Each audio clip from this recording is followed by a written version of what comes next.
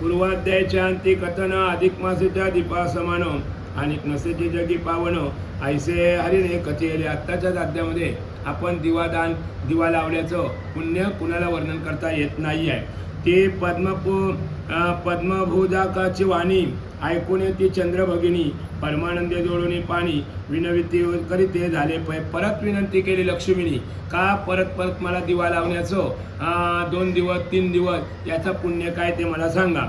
अहो प्रभू देवादि देवा कैवल्यनाथा श्री माधवा स्वभक्त जनांच्या मनोभावा तुम्ही पूर्वा सर्व काल मी प्रश्न करतोय हे माझ्या हितासाठी नाही, या जगाच्या हितासाठी, आणि तो माझा हित पूर्ण करणार याची मला खात्री आहे अशी लक्ष्मी बोलतोय. म्हणून विभो तुम्हा प्रती प्रार्थित आहे मी मागुती मदलागी दीपकथा निगुती अतिरसाल कथेली.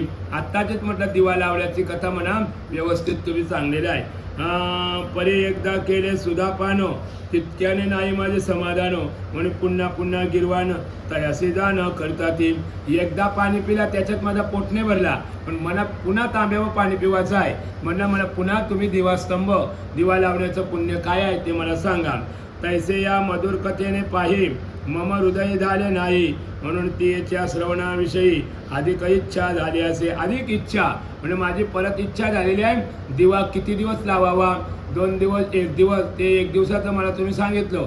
आणखीन 5 दिवस 10 दिवस महिनाभर लावल्याचं काय पुण्य आहे ते मला तुम्ही सांगा.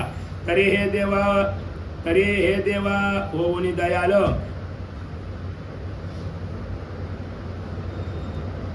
तरी हो देवा होऊनी दयालम पूर्वा माझ्या मनीचे आलम अधिक मासीच्या दीपाचे फळ सांगा सकल पुनरपी. आणि कोणी लाविला दीपक तो विद्वांसीला काय पातक हे यथार्थ सकलिक सांगोनी सार्थक करावे. आता त्या 2 बायांचं सौतोला बाई असतात, एक दिवा लावेल आणि एक दिवा विजवेल. मग या विजवणाऱ्या बाईला काय पाप झालं, काय तिची पोरं मेली ती मला तुम्ही सांगा. आईशे पद्मेची ऐकुनी वाणी आनंदे बोले कैवल्य दानी शिराब दिले तू मतप्रिय कामिनी धन्य सगुणी आहेसी. धन्य म्हटलं, तुझ्या वाणीला इतकी गोडवा आहे. ऐकणार असेल तर सांगणारा व्यवस्थित सांगणार. तसं विष्णू बोलतोय का तुझ्यासारखी ऐकणारी बाई मी आत्तापर्यंत बघितलेली नाही आहे. तरी पुनच्च दीपाचे फळ धन्य सांगतो ऐके निर्मल दीप विद्वांसीले पूर्वजित सकल पुण्य तत्काल लोपते. तर पुण्य आपलं दिवा जर विजवला तर त्याचं पुण्य काय केलं जातं? लोपलं जातोय, नासलं जातोय. परत तिला डुकरिणीचा काय होतोय? जन्म येतोय. असे विष्णू भगवंत कुणाला बोलतोय? लक्ष्मीला. का दिवा विजवल्याचं काय पाप आहे ते. पूर्वे मथुरापुरी माधारी शाकले प्रिय सदाचारी वसत असे तयाच्या नारी रूपसुंदरी 2 होत्या. रूपसुंदरी त्या शाकली नावाचा एक ब्राह्मण होता, त्याला 2 बायका होत्या. एकीचं नाव रूपसुंदरी होतं, एकीचे नाव असे विमला, दुसरीचे ते जाण सुशिला. दोघी पतिव्रता पतिसेवेला तत्परा असते अहर्निशी. आता दोघी पतिव्रता होत्या, दोघी नवऱ्याच्या सेवा करायच्या, पण एक दिवा लावायची ना एक दिवा विजवायची. जैसे तो शाकळी ब्राह्मण सद्धर्मेशे वर्ते अनुदिन तैसा त्याही रात्र नेऊन शुभाचार्य वर्तती. मग तो ब्राह्मण सुशर्मा नावाचा ब्राह्मण आपला धर्माप्रमाणे वागायचा. त्या बायका सुद्धा त्या नवऱ्याची सेवा करायच्या. तेने तया गृहस्थाश्रम नित्य चालला असे उत्तम तो पुरुषोत्तमाचा प्रिय परम अधिक मास प्रवर्तला. मग असं काही दिवस लोटल्यानंतर 3 वर्षाने एक अधिक महिना आला. तर एक बाई त्याची बायको दिवा लावायची, एक बायको त्याची विजवायची. ते नित्यकर्मानुहृदय प्रभाते शाकली वाऱ्या सुशिला सती उदका लागे यमुने प्रती एकलीच पय गेली असे. तर नित्य नेमाने ती काय करायची? आंघोळीला नदीवर जायची. मग जाताना काय यमुना नदीवर काय झालं आहे का? तो ते नगरवासी लोक स्नानार्थ येत आहेत अनेक. हे पाताची ती घेऊन उदक स्वग्राप्रती पातली. मग आता तिने पाण्याचा हंडा भरायला गेली. बघतो तर लोक सगळे नदीवर आंघोळीला आले आहेत. म्हणजे आज काय दिवस आहे, कुठला महिना आहे असं त्या बाईने विचारायला लागलं. तिने हंडा भरला पाण्याचा न घरी आली. आणि वंदुनी या पतीचे चरण विनवय बोले मधुर वचन स्वामी इच्छेले का कराया प्रश्न परी कोण न कीजे दयाली. बा स्वामी म्हटलं मी तुम्हाला प्रश्न करतोय. लोक आज नदीवर आंघोळीला चालल्यात, लाईन लागलेली आहे. काय म्हटलं कुठला महिना आहे ते मला तुम्ही सांगा. आज बहुतेक नगरवासी स्नानार्थ जातात ते यमुनेशी. तरी पुण्यकाळ आज दिन कोणता ते आहे मज सांगिले. आज म्हटलं कुठला पुण्यकाळ आहे, का लोक नदीवर जातात ते मला सांगा. हे सुशिलेची ऐकून वाणी शाकले म्हणे ग कल्याण रूपिणी. आज लोक यमुने लागुनी यदर्थ जाती ऐकते. आज म्हटलं काय आहे, पुरुषोत्तम महिना सुरुवात झालेला आहे म्हणून लोक या महिन्यामध्ये आंघोळ लावतात, आंघोळ करतात, दिवा लावतात असं सांगायला लागलेलं आहे. सूर्यसंक्रांती नाही दयातो आणि विष्णूची प्रिय अत्यंत ऐसा जो अधिक मास विख्यातो जो अतिप्राप्त झाला असेल. आता म्हटलं अधिक महिन्याला सुरुवात झालेली आहे 17 तारखेपासून. यया माझे जे पुण्य करती काही करावे ते होते अक्षयी. दीप प्रज्वलन ते पायी वैकुंठ ठाई नांदती. या महिन्यामध्ये जर आंघोळ करून दिवा लावला तर तो वैकुंठाला माणूस जातोय. या पुण्यकारक अधिक मासी जो दीप दे पुरुषोत्तमासी तो पुनश्च कदा भूमीसी जन्म न घ्यायचं. मग या महिन्यामध्ये जो कोणी दिवादान करेल तर पुनरपी जननम जठरी शयनम, पुन्हा आईच्या उदरामध्ये तो मनुष्य जन्माला या मृत्यूलोकामध्ये येणार नाही आहे. या लागे कल्याण रूपिणी मुक्ती कामना दयाच्या मनी तई ह्या मासी अनुदिनी यथाविधी स्नान प्रवर्तावे. या महिन्यामध्ये कोणी आंघोळ करा, दिवा लावा, काही करा, त्याच्या इच्छा पुरुषोत्तम महिना काय करतोय, पूर्ण करतोय. आणि संपूर्ण मासपर्यंत दिवाला करावा अखंडितो ऐसे करिता जे फळ येतात प्राप्त होय मनुष्यासी. या महिन्यामध्ये जर महिनाभर दिवा लावला तर अखंडित दिवा लावला तर त्याच्या पुण्याची गणना कोण करी. तयाचे समग्र कराया वर्णन समर्थ नवे चतुर्मुख वदन. तेथे मी एक मुखाने काय वर्णू सुशिले. हे पत्नी म्हटलं 4 तोंडाचा ब्रह्मदेव या महिन्याचं वर्णन करायला भागलेला आहे तर मी एका तोंडाने काय वर्णन करू. येव पतीच्या ऐकोनी बोला अत्यानंद म्हणे सुशिला. स्वामी हे बहुज्ञा करावयाला उत्साह मनाला झाला असे. मग ती बोलली माझ्या पण मनाला इच्छा आहे का महिनाभर मी दिवा लावतोय असं चालेल. म्हटलं माझी आज्ञा घे न दिवा लावायला सुरुवात कर. पतीच्या आज्ञेविना विस्त्रियांनी कोणते कर्म करिता धनी सर्व निष्फळ होते म्हणून आज्ञे लागून आज्ञा घ्यावी. म्हणजे या नवऱ्याच्या आज्ञेनुसार कुठला व्रत करायला, कारण पती आहे तोपर्यंत बाईला मंदिरात जावाचा अलाउड नाही आहे. पती परमेश्वर आहे, तो जर आपल्याला सांगेल बाबा या उपास कर या अमुक कर तर ते ठीक आहे. पण पतीच्या अनुसरून जर बाई नसेल तर त्या उपासाला किंमत नाही आहे, ते उपास करू शकत नाही बाई ती. ऐसी तियेची ऐकून वैखरी शाकली म्हणे ग सुंदरी. पतिप्रिय ते हित मानणारी तत्समणारी तुझी नसे पै. तर माझ्या नवऱ्याच्या आज्ञेनुसार बायको वागल तर तिला खरी पतिव्रता म्हटलेली आहे. या लागे मी झालो प्रसन्न तरी आज्ञा यथाविधान स्नान आणि दीप प्रज्वलन करीतो कांते ह्या मासी. तर अशा प्रकारे जा म्हटलं तुला माझी आज्ञा आहे, तुझी इच्छा आहे ना, तुला दिवा लावायची आहे तर पहिला सकाळी आंघोळ कर आणि मग दिवा लावायला सुरुवात कर अशी नवऱ्याने तिला काय दिलेली आहे आज्ञा. ऐशी पतीची आज्ञा मिळता आनंदली ती पतिव्रता.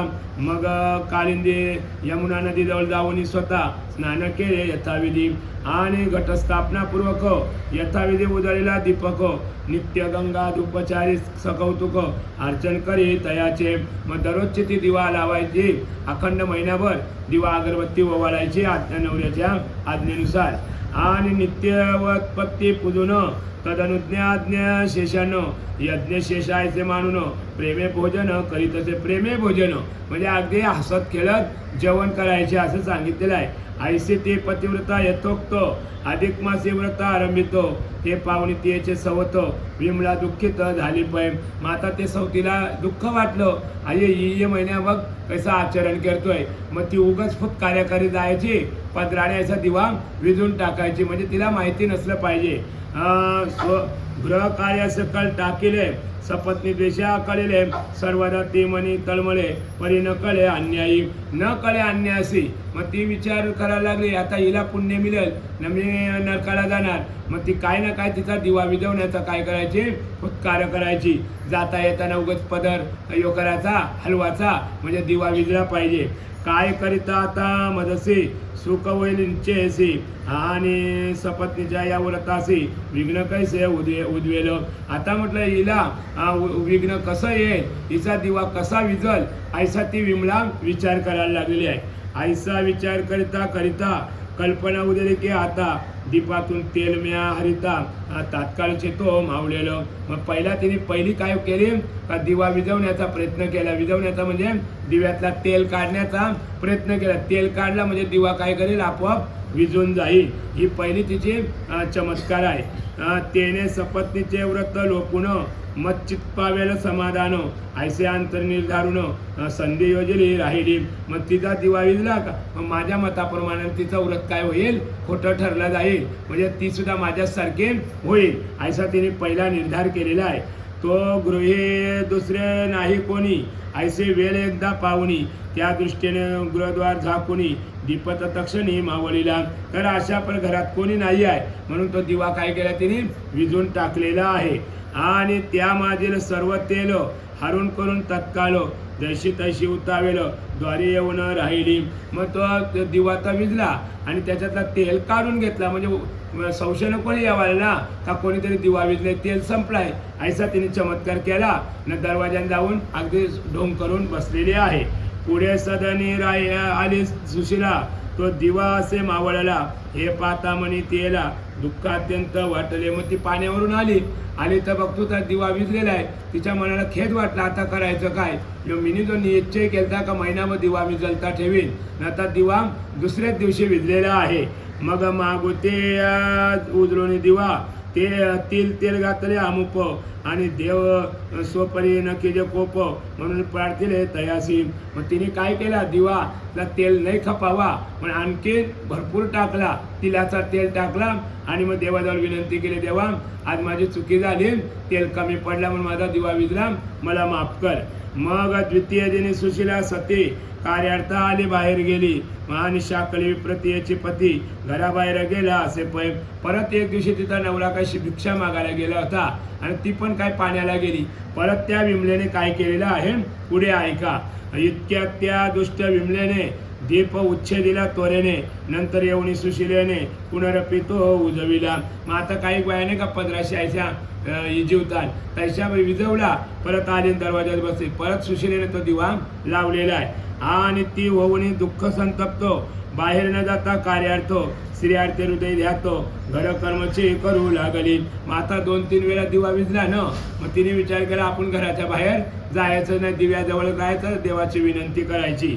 तथापि ते विमला पापिनी सुशिलेचे दृष्टी चुकवणी आता जाता जाता फुटकारुणी दीपाला लागून विजवित असे.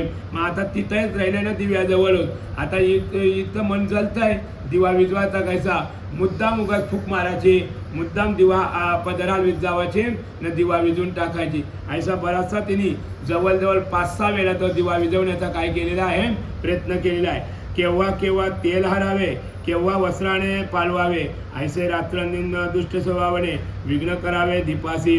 केव्हा केव्हा पदराने केव्हा तेल चोरून न्यावाचा बराचसा ऐसा तिने प्रयत्न केला. आता ती बाई काही दिव्याजवळ हलत नाही आता तिचा काय उपाय चालत नाही आहे.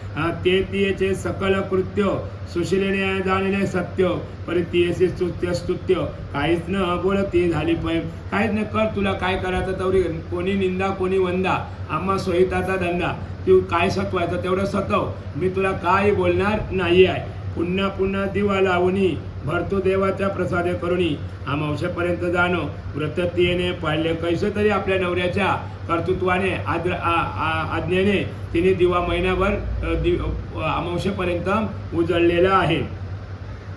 मग शेवटे बहुब्राह्मणा दिगऱ्या नाना पक्वान्न भोजन यथाशक्ती देऊन दक्षिणा व व्रत सांगता करीती झाली. मग शेवटच्या दिवशी तिने ब्राह्मणांना बोलवलं, नाना प्रकारचं जेवण दिलं, यथाशक्ती दक्षिणा वगैरे दिलेली आहे. येव प्रकारे सुशिलेने दीपव्रत केले विधीने, तेने पुण्य हृदय परत्रवणे काही न पडे तियसी. मग इतकं तिला पुण्य मिळालं, काहीच ऊन पडलेलं नाही तिच्या पदरामध्ये, सगळा आनंदी आनंद झालेला आहे. आणि त्या दुष्ट उमले लागून दीपोच्चन जन्म पापमोचनी अनंत दुःखाचे जाचणी तात्काळ प्राप्त झाली पै. आता तिला जागाच मरताना नाही दुःख भोगावं लागलं, जिवंत तिच्या डोळ्या देखत तिला ते दुःख भोगायला लागलेलं आहे. जिने दिवा विजवले ना विमलेने, तिला आता काय झालं ऐका. रूप सुंदर पुत्र तीन ते अवचित पावले मरण, उभय नेत्रे अंधत्व पूर्ण आणि शरीर जीर्ण झाली पै. बघा रूप सुंदर होतं, ते रूप गेलं तिचं, पोरं 3 मेलेली आहेत, त्याच्यानंतर तिला अंधत्व पण आलेलं आहे, शरीर जीर्ण झालेला आहे असं सांगितलं आहे. एकाच दिवा विजवल्याचा प्रकार एवढा अंगाला आलेला आहे. वेलच्या वेळी अन्न पाणी न मिळे तेने तरफडे मेदिनी, पुढे स्वपची काल्या मरुणी यमसदनी पावली. मग शेवटी वेलच्या वेळी जेवण मिळत नाही म्हणून ती मृत्यू पावली, यमलोकाला गेली. यमलोकाला गेल्यानंतर पहिला तिला डुकरिणीचा जन्म आलेला आहे. घ्या परसत करायला. ते शस्त्रवर्षे ते तो रवरव नरकी पडली पचतो, वृक्ष सर्पादी डंकित सततो, यातना अत्यंत घोरत्या. मग अशा प्रकाराने 1000 वर्ष ती नरकामध्ये पडली. मग तिला विंचू साप डास हे चावायला लागलेले आहेत. पुढे जन्मोनी ग्राम शुकरी सतत विष्टा भक्षण करी, तेथून पुढे घोर कांतारी सर्पिणी झाली भयंकर. बघा काय जन्म आलेले आहेत. दिवा विजवण्याचं काय पहिले गावातली डुकरीन झाली. मग डुकरीन काय करते, अक्षय विष्ठा भक्षण करते. मग डुक्कर मेली का मग काय जन्माला आले, सर्पिन जंगलामध्ये झालेली आहे. तेथे सर्वदा भक्ष्य वाहत, अन्न न मिळे काही पदार्थ, पुढे देहांते अन्य वनातो, वंचक कोणली जन्मली. मग आता ती सर्पिन वाऱ्यावर जगायला लागली, वारा खाऊन मेल्यानंतर ती परत कोल्हीन जन्माला आलेली आहे. पुढे ववणी वटवा गुळी स्वतःची विष्ठा स्वतः भक्षी, तेथून पुढे जन्मुनी पाली भक्ष उडके सर्वदा. बघा पुढं ती काय झालेली वटवागळून झाली.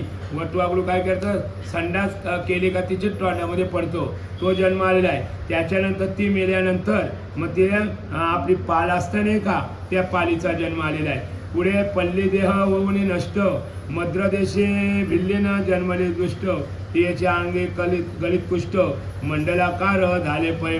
मग पुढं मल्ली देह होऊन नष्ट झाली. मद्री देशामध्ये तिचा भिल्ली म्हणजे कातकर्णीचा जन्म झाला आणि तिच्या अंगाला कुष्ठरोग झालेला आहे. ऐसे ते विमला पापिनी दीप विजवीला पापमोचनी, य परत्रे दिवस रजनी पापे भोग ते झाली पै. मग दिवा विजवल्याचा तिला या अशा यातना 184 भोगाव्या लागल्या.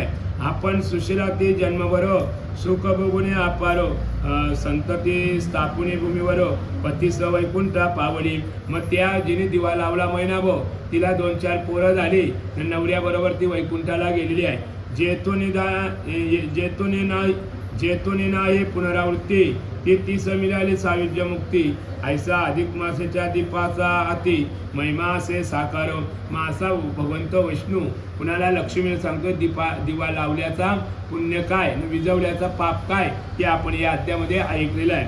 आणि नारी किंवा नर जे कोण अधिक मासे अनुदिन स्नान दीप किंवा विप्रसेवन यथाविधान करिता ती, तया नाही पुनरावृत्ती, गर्भवेदना तत्काळ मिटती आणि ही व्यथा ऐकता पडती, तेही पावते त्याच फलापय. तर अशा प्रकाराने जिला दिवस गेलेले असतील तर तिची गर्भसुटका चांगली होईल आणि हे ऐकतील तर त्यांना सुद्धा चांगलं फल प्राप्त होईल. ऐसे यारीचे ऐकून भाषितो पुनरपी लक्ष्मी प्रश्न त्याप्रितो, ती बहुरसाल कथा समजत पुढच्या अध्यायी वर्णी गेलो. मग पुढच्या परत लक्ष्मी प्रश्न करील ते आपण उद्याच्या अध्यायामध्ये ऐकूया. इथे श्री अधिक महात्म्य सारो बृहन्नारदे पद्माधारो सज्जन श्रुते कोच्चतुरो. 13वा अध्याय श्री कृष्ण अर्पण नमस्तु.